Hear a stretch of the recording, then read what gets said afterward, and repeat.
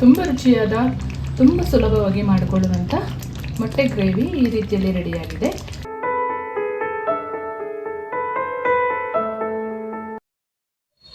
ನಮಸ್ತೆ ಎಲ್ಲರಿಗೂ. ಎಲ್ಲರನ್ನು ಸುಸಿಸ್ ಕಿಚನ್ಗೆ ಸ್ವಾಗತ ಮಾಡಿಕೊಂಡು ಇವತ್ತು ಅದ್ಭುತವಾದ ಅಡುಗೆ ಮಾಡ್ತಾ ಇದ್ದೀನಿ. ಬನ್ನಿ ಹೇಗೆ ಮಾಡೋದು ನೋಡೋಣ.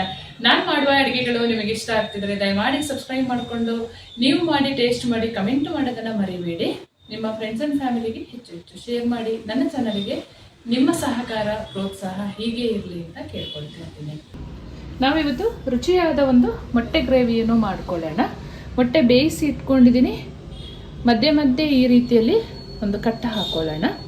ಮಸಾಲೆ ಎಲ್ಲ ಒಳಗಡೆ ಹಿಡಿದು ತುಂಬ ಚೆನ್ನಾಗಾಗುತ್ತೆ. ಈ ರೀತಿಯಲ್ಲಿ ಕಟ್ಟ ಹಾಕೊಂಡ್ರೆ ಆಯಿತು.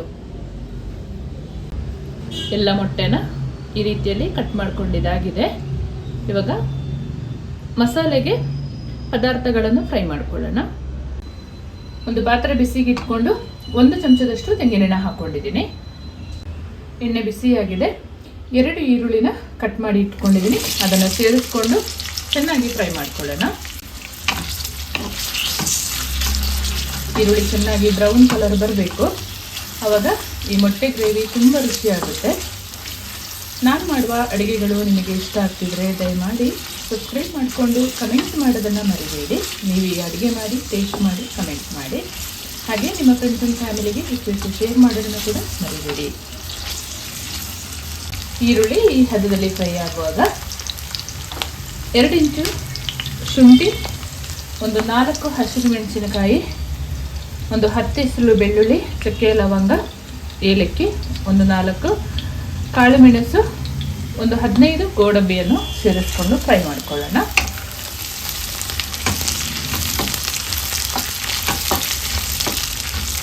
ಈ ರೀತಿಯ ಮಸಾಲೆ ಮಾಡಿ ಎಗ್ ಗ್ರೇವಿ ಮಾಡಿದರೆ ತುಂಬ ಚೆನ್ನಾಗಾಗುತ್ತೆ. ಒಂದು ಟೊಮೆಟೊನ ಹಾಕೊಳ್ತಾ ಇದ್ದೀನಿ. ಒಂದು 2 ನಿಮಿಷ ಫ್ರೈ ಮಾಡ್ಕೊಳ್ಳೋಣ. ಟೊಮೆಟೊ ಬೇಕಾದರೆ ಹಾಗೆ ಹಾಕೋಬೋದು. ಎಣ್ಣೆಯಲ್ಲಿ ಸ್ವಲ್ಪ ಫ್ರೈ ಮಾಡಿಕೊಂಡ್ರೆ ಒಂದೊಳ್ಳೆ ರುಚಿ ಇರುತ್ತೆ ಅಂತ ಅಷ್ಟೇ.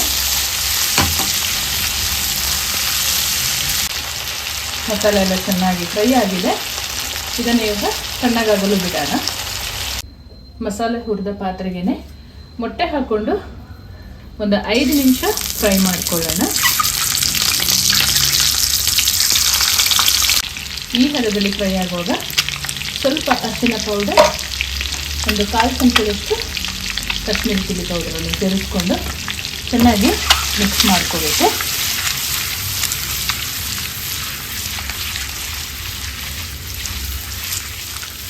ತೀರ ಕಪ್ಪಾಗಿ ಫ್ರೈ ಮಾಡ್ಕೋಬಾರ್ದು. ಮೊಟ್ಟೆ ಈ ರೀತಿ ಫ್ರೈ ಆಗುವಾಗ ಸ್ಟವ್ ಆಫ್ ಮಾಡ್ಕೊಳ್ಳೋಣ. ಫ್ರೈ ಮಾಡಿ ಇಟ್ಕೊಂಡ ಮಸಾಲೆನ ಜಾರಿಗೆ ಸೇರಿಸ್ಕೊಂಡಿದ್ದಾಗಿದೆ. ಒಂದು 2 ಚಮಚದಷ್ಟು ಕೊತ್ತಂಬರಿ ಸೊಪ್ಪನ್ನು ಸೇರಿಸ್ಕೊಳ್ಳೋಣ. ನೈಸಾಗಿ ಗ್ರೈಂಡ್ ಮಾಡ್ಕೋಬೇಕು. ಈ ಹದದಲ್ಲಿ ರುಬ್ಕೊಂಡಿದ್ದೀನಿ. ಮೊಟ್ಟೆ ಗ್ರೇವಿ ಮಾಡ್ಕೊಳ್ಳೋಕ್ಕೆ ಒಂದು ಪಾತ್ರೆಯಲ್ಲಿ 1 ಚಮಚದಷ್ಟು ಎಣ್ಣೆ ಹಾಕ್ಕೊಂಡಿದ್ದೀನಿ. 1 ಇಂಚು ಚಕ್ಕೆ, 1 ಏಲಕ್ಕಿನ ಸೇರಿಸ್ಕೊಂಡು ಫ್ರೈ ಮಾಡ್ಕೊಳ್ಳೋಣ. ಒಂದು 1/4 ಚಮಚದಷ್ಟು ಜೀರಿಗೆ ಸೇರಿಸ್ಕೊಳ್ತಾ ಇದ್ದೀನಿ. ರುಬ್ಬಿಟ್ಕೊಂಡ ಮಸಾಲೆನ ಸೇರಿಸ್ಕೊಳ್ಳೋಣ. ಚೆನ್ನಾಗಿ ಫ್ರೈ ಮಾಡ್ಕೋಬೇಕು ಮಸಾಲೆನ. ಮಸಾಲೆ ಚೆನ್ನಾಗಿ ಬೇಯಬೇಕು. ಆವಾಗ ಒಂದು ಒಳ್ಳೆ ರುಚಿ ಕೊಡುತ್ತೆ. ಮಸಾಲೆ ಈ ಹದದಲ್ಲಿ ಫ್ರೈ ಆಗುವಾಗ ರುಚಿಗೆ ತಕ್ಕಷ್ಟು ಉಪ್ಪನ್ನು ಸೇರಿಸ್ಕೊಳ್ಳೋಣ.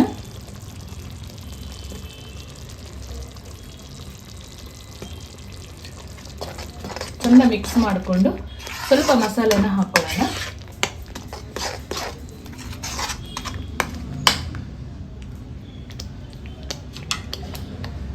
ಅರ್ಧ ಚಮಚದಷ್ಟು ಹಳದಿ ಪೌಡರ್, 1 ಚಮಚದಷ್ಟು ಕಾಶ್ಮೀರಿ ಚಿಲ್ಲಿ ಪೌಡರ್, 1 ಚಮಚದಷ್ಟು ಧನಿಯಾ ಪೌಡರನ್ನು ಸೇರಿಸ್ಕೊಳ್ಳೋಣ. ಚೆಂದ ಮಿಕ್ಸ್ ಮಾಡಿಕೊಂಡು ಒಂದು 5 ನಿಮಿಷ ಬೇಯಿಸ್ಕೊಳ್ಳೋಣ. ಮಸಾಲೆ ಈ ಹದದಲ್ಲಿ ಫ್ರೈ ಆಗುವಾಗ ಸ್ವಲ್ಪ ಜಾರ್ ತೊಳೆದ ನೀರನ್ನು ಸೇರಿಸ್ಕೊಳ್ಳೋಣ. ಒಂದು ಅರ್ಧ ಗ್ಲಾಸಷ್ಟು ಸಾಕಾಗುತ್ತೆ. ತುಂಬ ಬೇಗನೆ ಆಗುತ್ತೆ ಇದು. ಮಸಾಲೆ ಒಂದು ರೆಡಿ ಮಾಡಿಕೊಂಡ್ರೆ ಅಷ್ಟೇ ಕೆಲಸ.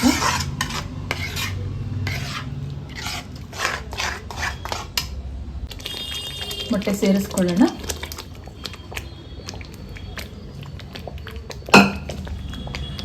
ಮೇಲ್ಗಡೆಯಿಂದ ಒಂದು ಸ್ವಲ್ಪ ಲೆಮನ್ ಜ್ಯೂಸನ್ನು ಸೇರಿಸ್ಕೊಳ್ಳೋಣ.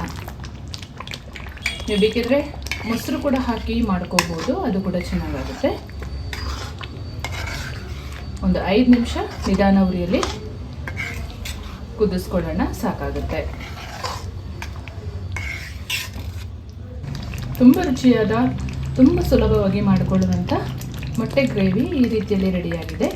ತಪ್ಪದೆ ಒಂದ್ಸಲ ಟ್ರೈ ಮಾಡಿ, ನೀವು ತುಂಬ ರುಚಿಯಾಗಿರುತ್ತೆ. ಮಾತ್ರ ನೀವು ಇದನ್ನು ಟ್ರೈ ಮಾಡಿ ರುಚಿ ನೋಡಿ ನನಗೆ ಕಮೆಂಟ್ ಮಾಡೋದನ್ನು ಮರಿಬೇಡಿ. ಅಷ್ಟು ಚೆನ್ನಾಗಿರುತ್ತೆ. ಮಾಡೋದು ಕೂಡ ತುಂಬ ಸುಲಭ. ಮೊಟ್ಟೆ ಬೇಯಿಸ್ಕೊಳ್ಳುವಷ್ಟರಲ್ಲಿ ಮಸಾಲೆ ರೆಡಿ ಮಾಡಿಕೊಂಡ್ರೆ ಮತ್ತು ಸಾಕಿದು ಸ್ಟವ್ ಆಫ್ ಮಾಡ್ಕೊಳ್ಳೋಣ. ಈ ರೀತಿಯ ಅದ್ಭುತವಾದ ಮೊಟ್ಟೆ ಗ್ರೇವಿ ಒಂದ್ಸಲ ಟ್ರೈ ಮಾಡಿ. ಹೇಗೆ ಬಂತು ಕಮೆಂಟಲ್ಲಿ ತಿಳಿಸೋದನ್ನು ಮರಿಬೇಡಿ. ನಿಮ್ಮ ಕಮೆಂಟ್ ಓದಲು ನಾನು ಕಾಯ್ತಾ ಇರ್ತೇನೆ. ಹಾಗೆಯೇ ನಿಮ್ಮ ಫ್ರೆಂಡ್ಸ್ ಆ್ಯಂಡ್ ಫ್ಯಾಮಿಲಿಗೆ ಹೆಚ್ಚು ಶೇರ್ ಮಾಡಿ, ನನ್ನ ಚಾನಲ್ಗೆ ಸಪೋರ್ಟ್ ಮಾಡಿ. ಮುಂದೆ ಅದ್ಭುತವಾದ ಹೊಸ ಅಡುಗೆಯೊಂದಿಗೆ ನಿಮ್ಮನ್ನು ಭೇಟಿ ಮಾಡ್ತೀನಿ. ಅಲ್ಲಿವರೆಗೂ ತುಂಬ ಹೃದಯದ ಧನ್ಯವಾದಗಳು.